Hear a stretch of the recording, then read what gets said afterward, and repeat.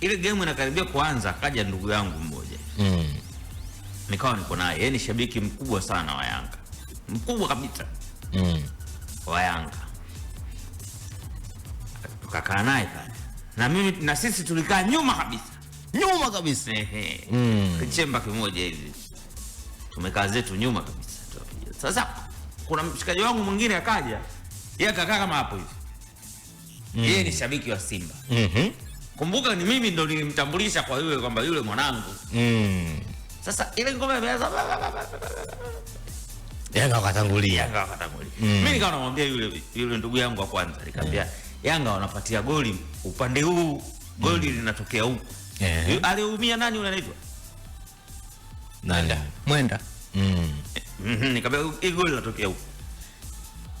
Goli hilo. Walivorudisha sasa. Yule sasa wa mbele akaanza kuongea shiti. Niko na jamaa mwingine shabiki wa Simba kama wanne. Kitu tili. Sasa yule mwanangu yeye short temper. Asira za karibu. Kata tu makosa. Yule yako yule katia yule mwanangu. Mwambie. Mwambie kitu atulie. Mimi sasa sikumwambia. Ghafla kaja tena rafiki yetu mwingine, yeye ni shabiki wa Simba. Tena. Kaja kukaa kwenye meza hiyo tulokati.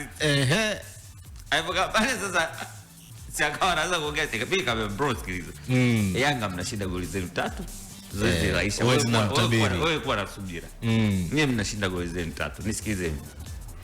Sasa yuko kaona ongea yule mwingine sasa. Mwingine ni mdogo wake na kiongozi mkubwa sana. Akamwambia tutakutoa hapa.